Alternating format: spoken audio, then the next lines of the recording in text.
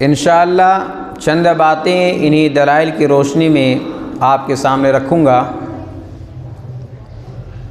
آئیے سب سے پہلے آیت کریمہ کا ترجمہ سماعت فرماتے ہیں۔ اللہ تبارک و تعالی نے فرمایا لقد کان لکم فی رسول اللہ اسوۃ حسنہ، تمہارے لیے رسول اللہ صلی اللہ علیہ وسلم کی زندگی میں بہترین اسوہ ہے، بہترین نمونہ ہے۔ اسوۃ حسنہ، لقد کان لکم فی رسول اللہ اسوۃ حسنہ، تمہارے لیے نبی کریم صلی اللہ علیہ وسلم کی زندگی کو بہترین آئیڈیل قرار دیا ہے۔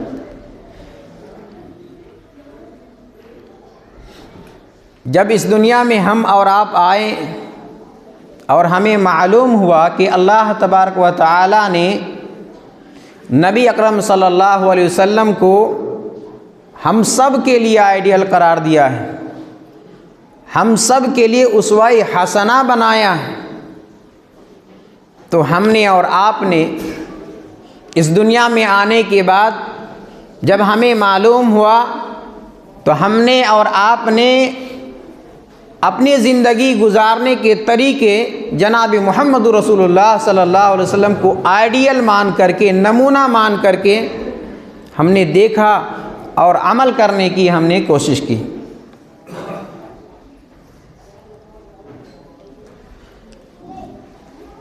یہاں تک کہ ہم نے یہ بھی دیکھا کہ اللہ کے نبی صلی اللہ علیہ وسلم کھانا کیسے کھاتے تھے، آپ پانی کیسے پیتے تھے، آپ کا تعلق لوگوں کے ساتھ کیسا تھا، آپ قرض لیتے تھے تو واپس کیسے کرتے تھے۔ الغرض یہ کہ ہم اپنی زندگی کے تمام پہلوؤں پر جناب محمد رسول اللہ صلی اللہ علیہ وسلم کو نمونہ مانا ہے، آپ کے طریقوں کو دیکھا ہے، اور یہاں تک کہ ہم اس بات پر لڑنے بھڑنے کو بھی آ گئے ہیں کہ اللہ کے نبی صلی اللہ علیہ وسلم نے نماز کا کون سا طریقہ اپنایا تھا، آپ نے نماز کیسے ادا کی تھی۔ ہم میں سے ہر لوگ، ہر شخص اللہ کے نبی صلی اللہ علیہ وسلم کو اسوہ حسنہ مان کر کے اس پر عمل کرنے کی ہم سب نے کوشش کی ہے اور کر رہے ہیں۔ ہم ہر چیز میں یہ دیکھتے ہیں کہ اللہ کے نبی صلی اللہ علیہ وسلم کا طریقہ کیا ہے، نہیں معلوم ہے علماء کرام سے پوچھتے ہیں، اور اللہ کے نبی صلی اللہ علیہ وسلم کی سیرت اٹھا کر دیکھیے کہ آپ صلی اللہ علیہ وسلم نے زندگی کا کوئی ایسے پہلو نہیں چھوڑا ہے جو آپ نے نہ بتائی ہو، ولادت سے لے کر کے وفات تک، بلکہ وفات کے بعد قبر کی زندگی سے لے کر کے میدان محشر، اور میدان محشر سے لے کر کے جنت اور جہنم جانے تک کی ساری چیزیں اللہ کے نبی صلی اللہ علیہ وسلم نے بتا دی۔ اللہ کے نبی صلی اللہ علیہ وسلم سے ہم نے یہ بھی جانا کہ ہم بیت الخلاء میں جائیں کیا دعا پڑھیں، پہلے کون سا قدم پہلے رکھیں، بعد میں کون سا رکھیں، نکلے تو کیسے نکلیں، کیا دعا پڑھیں، حتیٰ کہ استنجا کا طریقہ بھی ہمیں جناب محمد رسول اللہ صلی اللہ علیہ وسلم سے معلوم ہوا۔ کوئی ایسا معاملہ، کوئی ایسا مسئلہ قرآن حدیث کے اندر آیا ہی نہیں ہے جو انسان کو ضرورت ہو اور اللہ نے اس کا حل نہ کیا ہو، کوئی ایسا مسئلہ نہیں ہے۔ اب سوال یہاں پر یہ ہوتا ہے کہ جب ہر چیز امام کائنات جناب محمد رسول اللہ صلی اللہ علیہ وسلم نے بتا دی ہے، تو کیا اللہ کے نبی صلی اللہ علیہ وسلم نے شادی کرنے کا طریقہ نہیں بتایا؟ کیا اسلام نے کوئی رہنمائی نہیں کی؟ یا اللہ کے نبی صلی اللہ علیہ وسلم نے امت سے کہا ہو کہ ہم نے تمہیں زندگی کے پورے طریقے بتائے ہیں، لیکن شادی کو چھوڑ دیا ہے، تم اپنے جیسے تمہارا من میں آئے تم منمانی کرنا۔ کیا اللہ کے نبی صلی اللہ علیہ وسلم نے نکاح اور شادی کے مسئلے پر آزاد چھوڑ دیا ہے؟ نہیں میرے بھائیوں، شادی کرنے کا طریقہ بھی آپ صلی اللہ علیہ وسلم نے بتایا ہے۔ یاد کریے ایک ایسے دور میں جس دور میں کہ بیٹیوں کو زندہ درگور کر دیا جاتا تھا، جس دور میں لڑکیوں اور بیٹیوں کی کوئی حیثیت و ویلو نہیں تھی، ایک ایسے دور میں امام کائنات جناب محمد رسول اللہ صلی اللہ علیہ وسلم نے نہ صرف شادی کی بلکہ آپ نے 11 شادیاں کی ہیں۔ اے امت کے جیالو، نبی کریم صلی اللہ علیہ وسلم کو اللہ تبارک و تعالیٰ نے تمہیں نمونہ بنا دیا ہے۔ اب تمہیں کتنی دلیل چاہیے، اب تمہیں کتنی حدیث چاہیے؟ اللہ کے نبی صلی اللہ علیہ وسلم قولی طور پر بھی اور عملی طور پر بھی آپ نے خود 11 شادیاں کر کے بتا دیے ہیں۔ اب ہمیں عمل کے لیے اور کون سا دلیل چاہیے؟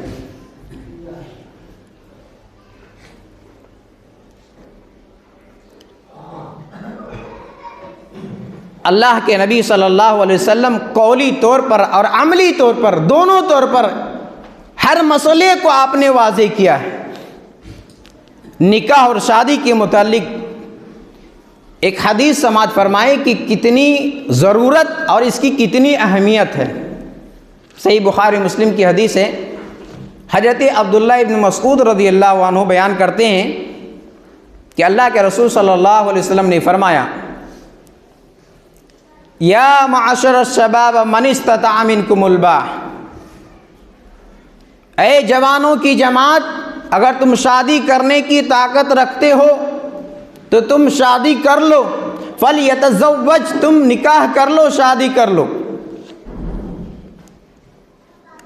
طاقت سے مراد یہ ہے جسمانی طاقت، بیوی کے خرچ، رہنے سہنے کا، دوا علاج کا، یہ خرچ اگر تمہارے اندر طاقت ہے اٹھانے کا تو تم نکاح کر لو، شادی کر لو۔ فَإِنَّهُ أَغَضُّ لِلْبَصَرِ، شادی کرنے کا سب سے بڑا فائدہ یہ ہے کہ نگاہیں جھک جاتی ہیں، وَأَحْسَنُ لِلْفَرْجِ، اور شرمگاہ کی حفاظت ہوتی ہے۔ فَإِن لَّمْ يَسْتَطِعْ، اگر شادی کرنے کی طاقت نہیں ہے اور جوان ہو گئے ہو، فَعَلَيْهِ بِالصَّوْمِ، تو تم روزہ رکھو، فَإِنَّهُ لَهُ وِجَاءٌ، یہ روزہ انسان کے خواہشات کو کچل دیتا ہے، مار دیتا ہے۔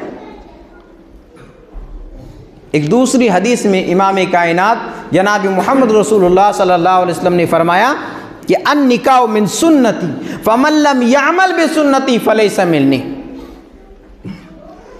فرمایا کہ نکاح میرا طریقہ ہے، میری سنت ہے، جو میری سنت پر عمل نہیں کرتا ہے اس کا مجھ سے کوئی تعلق نہیں ہے۔ میرے بھائیو غور کیجئے، جس نبی صلی اللہ علیہ وسلم نے نکاح کا حکم دیا ہو، جس نبی کریم صلی اللہ علیہ وسلم نے شادی کرنے کی ترغیب بتائی ہو، اس نبی نے خود 11 شادیاں کیے ہوں اور اس نبی نے شادی کا طریقہ ہمیں نہ بتایا ہو، امت کو شادی کا طریقہ نہ بتایا ہو، کیا ایسا ممکن ہے؟ نہیں میرے بھائیو، امام کائنات جناب محمد رسول اللہ صلی اللہ علیہ وسلم نے شادی کرنے کا طریقہ بتایا ہے۔ اٹھائیے جامع ترمذی کی حدیث، آج ہم لوگ کیسے شادی کرتے ہیں؟ اب شادی کا بھی ماحول چل رہا ہے، اتنی کڑاکے کی ٹھنڈی ہے لیکن شادی ہو رہی ہے۔ خیر شادی کبھی بھی کریں، کوئی منع نہیں ہے، ماحول چل رہا ہے، ماحول کے اعتبار سے میں نے سوچا کہ ایسے عنوان کو ترتیب وار جو مسائل شرعی ہے اور ہمارے سماج میں جو چل رہا ہے، دونوں باتیں آنی چاہیے، شاید ہم میں سے کسی کو سمجھ میں آ جائے اور شادی کو سادی کرنے کی، سمپل کرنے کی وہ کوشش کریں۔ اللہ ہم سب کو توفیق دے۔ اللہ کے نبی صلی اللہ علیہ وسلم فرماتے ہیں، اذا خطب الیکم من ترضون دینہ وخلقہ، جب تمہارے پاس، تمہارے گھر میں نکاح کا، شادی کا پیغام آئے، من ترضون دینہ وخلقہ، جس کے دینداری سے اور جس کے اخلاق سے تم خوش ہو، تم پسند کرتے ہو، فزوجوہ، تو تم اپنی بیٹی، اپنی بہن، اپنی لڑکی کا نکاح کر دو، شادی کر دو۔ حدیث میں، شریعت میں حکم کیا ہے؟ کسی لڑکے کا لڑکی کے گھر پیغام آئے، اذا خطب الیکم من ترضون دینہ و خلقہ، کتنے چیز دیکھنے کا حکم دیا ہے؟ دیندار ہے کہ نہیں، اس کا اخلاق ہے یا نہیں ہے، یہ دو چیزیں دیکھنے کا حکم دیا ہے کہ کوئی پیغام آئے اپنی بہن کے لیے، بیٹی کے لیے، لڑکی کے لیے، تو کیا دیکھو؟ اگر تم اس دیندار دیکھو، اگر تم اچھے اخلاق والا دیکھو، نمازی دیکھو، پرہیزگار دیکھو، حرام سے بچنے والا ہو، حلال کو اختیار کرنے والا ہو، فزوجوہ، تو تم نکاح کر دو، شادی کر دو۔ آج ہمارے سماج میں معیار بالکل الٹ گیا ہے، لڑکی والے کے تو بڑے دماغ خراب ہوتے ہیں، دینداری نہیں دیکھتے ہیں، مالداری دیکھتے ہیں۔ انہیں دیندار نہیں چاہیے، مالدار چاہیے، جاب اچھی ہو، اچھا بنگلہ ہو، اچھا کماتا ہو، کمائی چاہے حرام کا ہو، اچھے باپ کا، بڑے باپ کا بیٹا ہو، دیندار ہو یا نہ ہو، چلے گا۔ ایسے ہی لڑکے کو لڑکی والے پسند کرتے ہیں، سب کچھ ہے، غریب ہے تو نہیں چلے گا،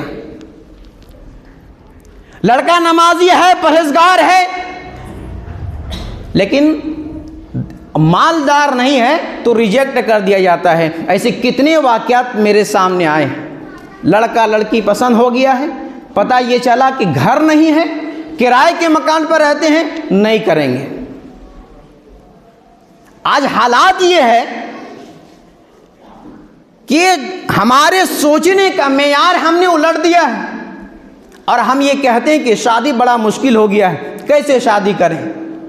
اللہ کے نبی صلی اللہ علیہ وسلم فرماتے ہیں جب تمہارے گھر میں تمہاری بیٹی بہن کے لیے رشتہ آئے تو تم دو چیزیں دیکھو، دیندار ہے یا نہیں، اخلاق اچھا ہے یا نہیں ہے۔ آج حالات یہ ہے کہ مالدار ہے، چاہے وہ شرابی بھی ہو، چاہے وہ بے دین بد دین ہو، چلے گا، چاہے جواری ہو، چلے گا، مالدار ہونا چاہیے، چاہے ماں باپ کو گالی دیتا ہو، چلے گا، مالدار ہونا چاہیے۔ ارے بھائی، ایک نیک لڑکے کا رشتہ آیا تھا، کیوں نہیں کیا؟ کیونکہ وہ غریب ہے، اور اسی لڑکی کو، اسی بہن بیٹی کو ایک مالدار گھرانے میں کر دیا ہے۔ ایک وہ لڑکا جو ماں باپ کے ساتھ بدتمیزی کرتا ہے، دین سے کوئی تعلق نہیں ہے، نماز سے کوئی تعلق نہیں ہے، کیوں کر دیا صاحب؟ اس لیے کہ وہ مالدار ہے۔ ارے وہ اپنے ماں باپ کو پریشان کرتا ہے، کیا بھروسہ تمہاری بیٹی کو پریشان نہ کرے، انہیں تنگ نہ کرے، انہیں گالی نہ دے؟ کیا جواب ملتا ہے معلوم ہے؟ آج حالات یہ ہے کہ اللہ ان کو دیندار بنا دے گا، مالدار ہے نا، اللہ ان کو دیندار بنا دے گا۔ ارے بے وقوفو، ایک غریب لڑکا نیک ہے تو جب ایک مالدار کو اللہ دیندار بنا سکتا ہے تو ایک نیک غریب لڑکے کو کیا اللہ مالدار نہیں بنا سکتا ہے؟ قرآن کی ایک آیت سورہ نور آیت نمبر 32 کو اپنے سامنے رکھیے۔ اللہ تبارک و تعالیٰ نے فرمایا وَأَنْكِحُوا الْأَيَامَ مِنْكُمْ مِنْ عِبَادِكُمْ وَإِمَائِكُمْ إِنْ يَكُونُوا فُقَرَاءَ يُغْنِهِمُ اللَّهُ مِنْ فَضْلِهِ۔ گھر کے سرپرستوں کو اللہ تعالیٰ نے حکم دیا ہے کہ گھر میں جو کنواری بغیر شادی شدہ مرد عورت ہے تم ان کا نکاح کر دو، نیک بخت غلام کا بھی، لونڈیوں کا بھی نکاح کر دو۔ ان یکونوا فقراء یغنیہم اللہ من فضلہ، اگر وہ غریب ہے، اگر وہ لڑکا یا لڑکی والے غریب ہیں، مفلس ہیں، تو ڈرنے کی ضرورت نہیں ہے، اللہ کا وعدہ ہے یغنیہم اللہ من فضلہ، اللہ اپنے فضل سے مالدار بنا دے گا۔ ہمیں بھروسہ کہاں ہے اللہ کی ذات پر اور نبی کریم صلی اللہ علیہ وسلم کی حدیث پر؟ ہر شخص اپنی قسمت کو لے کر کے آتا ہے، کوئی کسی کی قسمت کو، کوئی کسی کا مال نہیں کھاتا ہے۔ ہر شخص، ایک لڑکی اگر غریب ہے، یہ لڑکا غریب ہے تو اپنا قسمت لے کر آیا ہے، اللہ تعالیٰ نے قسمت دے دیا ہے۔ یہاں اللہ کا وعدہ ہے اگر غریب ہے، مفلس ہے، نکاح کر دو، اللہ اپنے فضل سے مالدار بنا دے گا۔ میرے بھائیو، آج حالات یہ ہے کہ دیندار نہیں چلے گا، دنیا دار ہے، بد دین ہے، مالدار ہے تو چلے گا۔ آئیے صحابہ کرام کی سیرت اٹھا کر دیکھتے ہیں۔ مسند احمد وغیرہ کی ایک صحیح روایت ہے، اللہ کے نبی صلی اللہ علیہ وسلم اپنے ساتھیوں کا، صحابہ کرام کی ضروریات کا بڑا خیال رکھتے تھے۔ ان میں سے ایک بہت ہی مشہور صحابی ہیں حضرت جلیبیب رضی اللہ عنہ ایک مرتبہ بیٹھے ہوئے تھے، اللہ کے نبی صلی اللہ علیہ وسلم نے فرمایا کہ اے جلیبیب کیا تم شادی کرو گے؟ جلیبیب رضی اللہ عنہ نے کہا کہ اللہ کے نبی صلی اللہ علیہ وسلم مجھ سے بھلا اپنی بیٹی کا شادی کون کرے گا؟ میں شکل صورت کا بھی اچھا نہیں ہوں، میں غریب ہوں، میں کوئی اچھے اسٹیٹس والے خاندان سے میرا کوئی تعلق نہیں ہے، مجھ سے بھلا شادی کون کرے گا؟ اللہ کے نبی صلی اللہ علیہ وسلم کا اخلاق کریمہ نہ دیکھیے، پھر سوال کیا، 3 مرتبہ سوال و جواب ہوا۔ اللہ کے نبی صلی اللہ علیہ وسلم نے فرمایا کہ اے جلیبیب میں تمہاری شادی خود کروں گا۔ صحابہ رسول خوش ہوئی کہ اللہ کے نبی صلی اللہ علیہ وسلم میری شادی کروائیں گے۔ کہا کہ جاؤ مدینہ کے اندر فلاں انصاری کا گھر ہے، وہاں جا کر کے میرا سلام کہنا، اور سلام کے بعد یہ کہنا کہ اللہ کے نبی صلی اللہ علیہ وسلم نے یہ حکم دیا ہے کہ اپنی بیٹی کا نکاح مجھ سے کر دو۔ یہ صحابی رسول جلیبیب رضی اللہ عنہ خوش ہو کر کے انصاری کے گھر گئے، آواز لگائی، اور جو گھر میں داخل ہونے کے جو آداب ہیں سلام کیا۔ کہا کون ہو؟ کہا کہ میں جلیبیب ہوں۔ کہا کہ میں نہیں جانتا ہوں۔ انصاری صحابی گھر سے باہر آئے اور سلام و دعا کے بعد صحابہ رسول نے کہا، جن کو اللہ کے نبی صلی اللہ علیہ وسلم نے بھیجا تھا، کہ اللہ کے رسول صلی اللہ علیہ وسلم نے آپ کو سلام کہا ہے۔ وہ صحابہ رسول خوش ہو گئے، صحابہ رسول خوشی کے مارے جھوم اٹھے، گھر جا کر کے خبر دی کہ اللہ کے نبی صلی اللہ علیہ وسلم نے سلام کہلوا کر کے بھیجا ہے۔ صحابہ رسول نے کہا کہ اتنے بھی خوش ہونے کی ضرورت نہیں ہے، بات ابھی باقی ہے، ایک اور پیغام ہے ساتھ میں۔ کہا کہ کیا پیغام ہے؟ کہا کہ اللہ کے نبی صلی اللہ علیہ وسلم نے یہ بھی کہا ہے کہ آپ اپنی بیٹی کا نکاح مجھ سے کر دو۔ پورے گھر میں بھی خوشی کا ماحول تھا، سناٹا چھا گیا۔ کہا کہ میں گھر والوں سے سمجھ کر کے آتا ہوں۔ اندر گئے، گھر کے اندر بیٹی بھی ہے جو ماں باپ سے تھوڑے آڑ میں ہے۔ اب شوہر نے جا کر کے بیوی کو بتایا کہ اللہ کے نبی صلی اللہ علیہ وسلم کا یہ پیغام بھی ہے، یہ فرمان بھی ہے کہ ہم اپنی بیٹی کا نکاح جلیبیب سے کر دیں۔ ماں کہنے لگی ارے شکل صورت کا بھی اچھا نہیں ہے، مالدار بھی نہیں ہے، غریب ہے، کیسے کر دوں؟ ابھی دونوں کے بیچ میں بات چل رہی تھی، فیصلہ کر نہیں پا رہے تھے۔ بیٹی یہ ماجرا سن رہی تھی پردے کی آڑ میں، اور بیٹی نے کہا کہ کیا آپ لوگ اللہ کے نبی صلی اللہ علیہ وسلم کے حکم کے خلاف جانا چاہتے ہیں؟ آپ کے حکم کو ٹھکرا دینا چاہتے ہیں؟ اللہ کے نبی صلی اللہ علیہ وسلم کے فیصلے پر میں راضی ہوں۔ اس پیغام لانے والے کو نہ دیکھو کہ پیغام لایا کس نے ہے، شکل صورت کیسا ہے، بلکہ پیغام بھیجا کس نے ہے وہ دیکھو۔ بیٹی کی اس فیصلے کو ماں باپ نے قبول کیا، اور وہ صحابہ رسول انصاری صحابی اللہ کے نبی صلی اللہ علیہ وسلم کے پاس گئے، اور سلام و کلام کے بعد کہا کہ اللہ کے نبی صلی اللہ علیہ وسلم آپ نے جو پیغام بھیجا تھا ہمیں منظور ہے، پورے گھر کو منظور ہے۔ پھر اس خاتون کا نکاح، اس صحابہ رسول کی بیٹی کا نکاح اس حضرت جلیبیب رضی اللہ عنہ سے ہو گیا۔ اس موقع پر اللہ کے نبی صلی اللہ علیہ وسلم نے دعا دی، برکت کی، اور وہ دعا کا اثر ایسے ہوا کہ مدینہ میں ایک ایسا گھر آباد ہو گیا جو بہت خرچیلے تھا، یعنی مالدار گھرانوں میں سے ایک گھرانہ حضرت جلیبیب رضی اللہ عنہ کا ہو گیا۔ میرے بھائیوں، ہمیں اور آپ کو شادی کیسے کرنا چاہیے؟ رشتہ آئے تو کیا دیکھنا چاہیے؟ اللہ کے نبی صلی اللہ علیہ وسلم نے یہ طریقہ بھی ہمیں بتائے ہیں کہ رشتہ آئے تو تم دینداری کو دیکھو، اخلاق کو دیکھو۔ یہ سکے کا ایک پہلو ہے۔ یہ صرف یہ نہیں ہے کہ لڑکے کا رشتہ لڑکی کی یہاں آئے تو دینداری کو دیکھو۔ سکے کا دوسرا پہلو کیا ہے؟ دوسرا پہلو یہ ہے کہ لڑکے کو جب لڑکی دیکھنا ہو تو لڑکی کیسی ہونا چاہیے، لڑکے والے کو لڑکی دیکھنا ہو تو لڑکی کیسا ہونا چاہیے، اس پہلو پر بھی امام کائنات جناب محمد رسول اللہ صلی اللہ علیہ وسلم نے واضح کر دیا ہے۔ صحیح بخاری مسلم کی حدیث ہے، اللہ کے نبی صلی اللہ علیہ وسلم نے فرمایا تنکح المرأۃ لاربعین، عورتوں سے لڑکیوں سے 4 اسباب کی وجہ سے نکاح کیا جاتا ہے۔ لمالہا مالداری کی وجہ سے، ولحسبہا حسب نسب کی وجہ سے، ولجمالہا خوبصورتی کی وجہ سے، ولدینہا اور دینداری کی وجہ سے۔ آخر میں امام کائنات جناب محمد رسول اللہ صلی اللہ علیہ وسلم نے فرمایا فاظفر بذات الدین تربت یداک، تمہارے ہاتھ خاک آلود ہو، یہ عرب کا ایک محاورہ ہے، تم دیندار کو ترجیح دو۔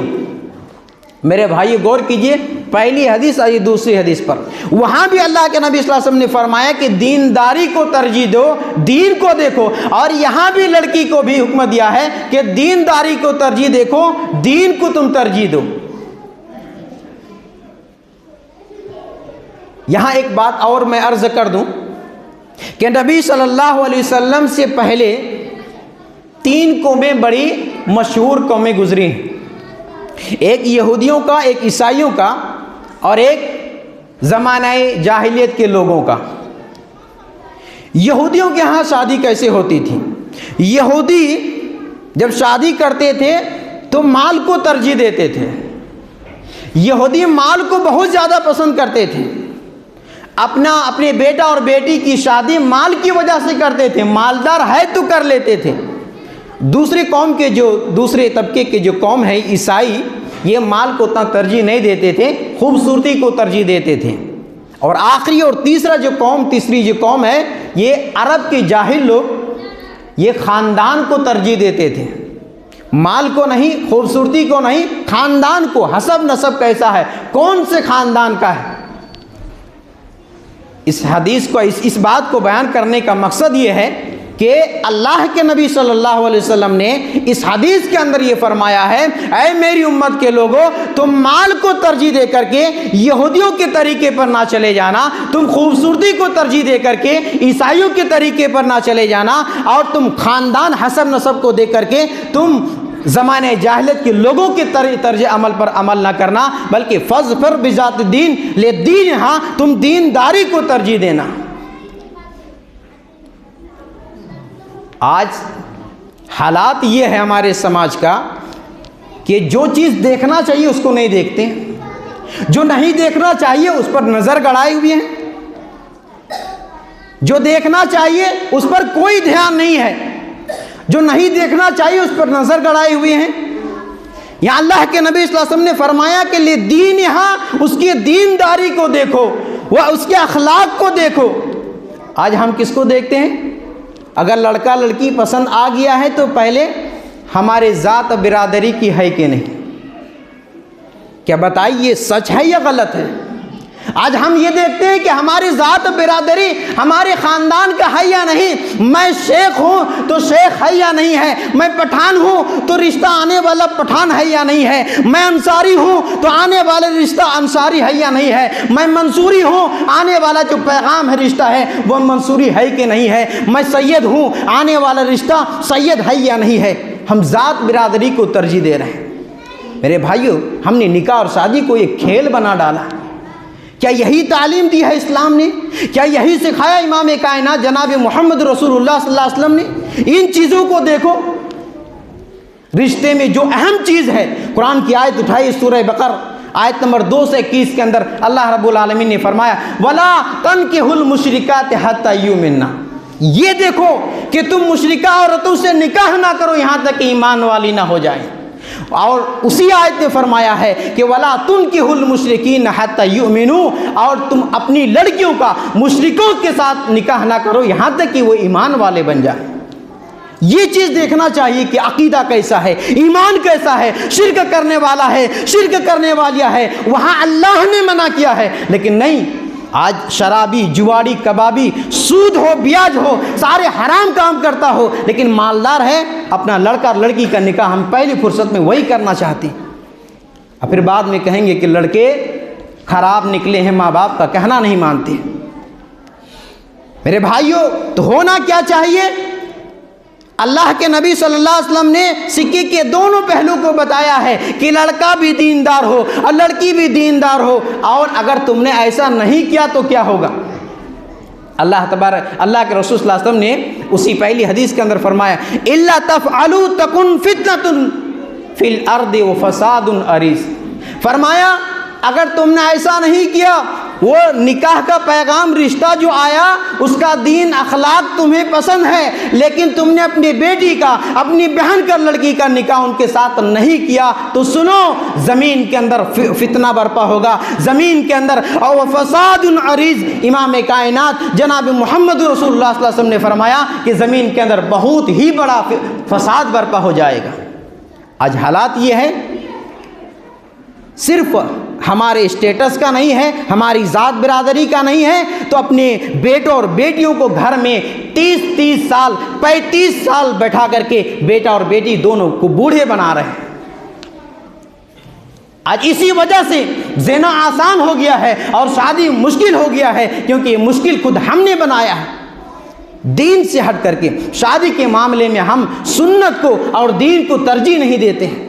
باقی دنیاوی جتنے معاملات ہو، آمین کہنا چاہیے یا نہیں زور سے، رفع الیدین کرنا چاہیے یا نہیں کرنا چاہیے، سینے پر ہاتھ باندھنا چاہیے یا نہیں چاہیے، ہم ان چیزوں پر الجھے ہوئے ہیں، لیکن جو اہم معاملات دیگر ہیں ہم ان سے بالکل دور ہیں۔ شادی کے معاملے میں کبھی نہیں پوچھتے ہیں کہ شادی میں یہ چیز ہونا چاہیے یا نہیں ہونا چاہیے۔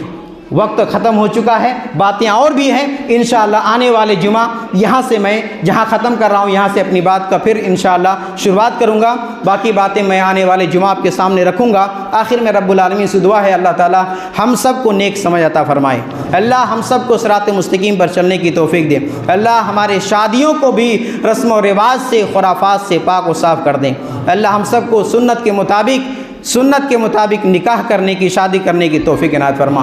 العالمین جہیز، بارات، ان جیسے دیگر رسومات سے ہمارے نکاح اور شادیوں کو پاک و صاف کر دیں، ہم سب کو بھی خرافات سے بچنے کی توفیق عنایت فرما، آمین رب العالمین۔